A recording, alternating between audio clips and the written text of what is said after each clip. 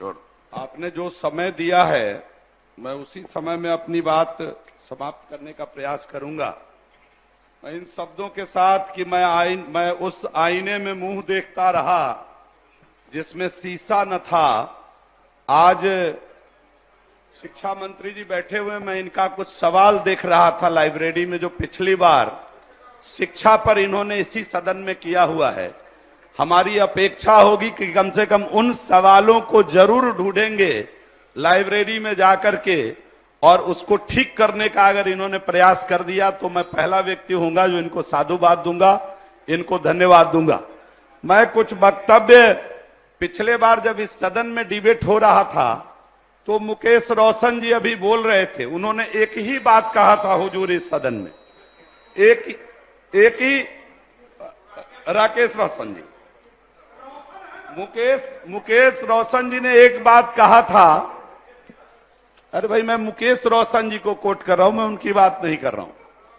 उन्होंने कहा था कि बिहार के बच्चों के बैग में महोदय किताब की जगह शराब होती है। तो अब क्या वो बताएंगे कि 6 महीने में, ये लिखित जवाब है उनका सदन में जो उन्होंने कहा है पिछली बार। और मैं प्रतिमा जी बैठी हुई हैं, मैं उनको साधुवाद देना चाहता हूं, माननीय विधायक को धन्यवाद देना चाहता हूं कि पिछली बार उन्होंने चिंता किया था इसी सदन में कि शिक्षा के क्षेत्र में देश या राज्य देश में 33वें नंबर पर है, उन्होंने चिंता की थी। आज जब ईश्वर ने सत्ता पक्ष में बैठने का अवसर दिया है तो क्या उधर बैठकर इस बात की चिंता जारी है या चिंता खत्म हो गई, मेरा एक सवाल है। दूसरी बात उन्होंने कही थी कि नीति आयोग की रिपोर्ट को उन्होंने कोट किया था कि नीति आयोग की रिपोर्ट में स्कूल के मामले में बिहार फिसड्डी है। माननीय शिक्षा मंत्री जी से मेरा आग्रह होगा कि इसकी चिंता जरूर करेंगे। ये आप ही के काबिल सदस्यों ने पिछली बार इस सदन में इन विषयों को रखा था।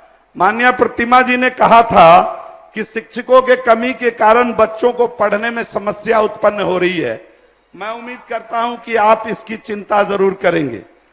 साथ ही साथ उन्होंने कहा था कि सरकारी स्कूल की स्थिति यह हो गई है कि महादलित के बच्चे बहुत ज्यादा ड्रॉप आउट कर रहे हैं। प्राथमिक विद्यालय में क्वालिटी एजुकेशन नहीं होने के कारण हाई स्कूल में उनका एडमिशन नहीं हो पा रहा है। दलितों के हित में मैं उम्मीद करता हूं कि इसकी चिंता आप जरूर करेंगे। माननीय मुन्ना जी आज नहीं है यहां, मुन्ना यादव जी हैं क्या? मुन्ना यादव जी नहीं है। मुन्ना यादव जी ने जननायक कर्पूरी ठाकुर जी की बात इसी सदन में, इसी डिबेट में पिछली बार कोट किया था कि राष्ट्रपति का बेटा हो या भंगी का संतान, सबको शिक्षा एक समान। आदरणीय गार्जियन पूर्व मुख्यमंत्री बैठे हुए जीतन राम मांझी, उनको भी बड़ा टीस हुआ था पिछली बार। उन्होंने अपने भाषण में स्पष्ट कहा था, सत्ता पक्ष में रहते हुए भी। मैं उनको साधुवाद देना चाहता हूं, मैं उनको धन्यवाद देना चाहता हूं कि सत्ता पक्ष में रहकर जो पीड़ा उन्होंने व्यक्त की थी कि मैं कुछ दिन अगर और रह जाता तो सबों के लिए समान शिक्षा बिहार में लागू करता। जिन लोगों ने धोखा दिया, आज दुर्भाग्यवश उसी के साथ आप बैठे हुए हैं, लेकिन इसकी चिंता आपने की। आप हमारे अभिभावक हैं, मैं इस बात को लेकर के आपको साधुवाद देना चाहता हूं। और मुन्ना यादव जी ने कहा था कि अंधेर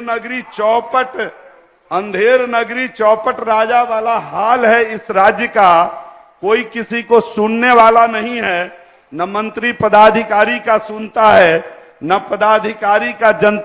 पदाधिकारी जनता का सुनता है।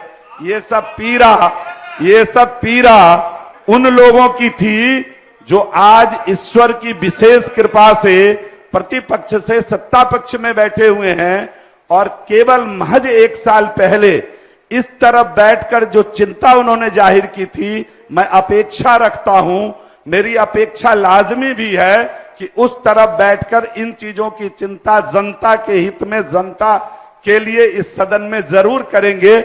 मेरी ऐसी अपेक्षा है। महोदय,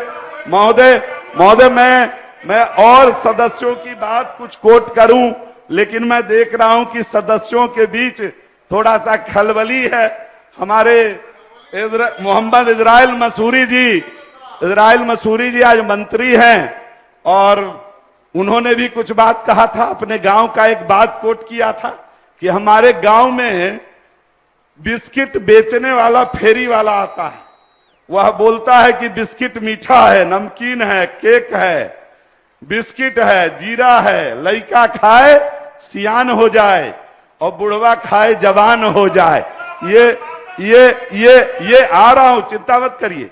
ये जो उन्होंने कोट किया है मैं वो बोल रहा हूं, लेकिन आगे जो उन्होंने बोला मैं वो बोल रहा हूं। लेकिन जो बिहार की शिक्षा व्यवस्था है जस की तस और बदहाल स्थिति में जा रही है। माननीय मंत्री जी ने चिंता व्यक्त किया था, बजट में रुपया ले रहे हैं, सरकार द्वारा जनता की गाढ़ी कमाई को लुटाया जा रहा है।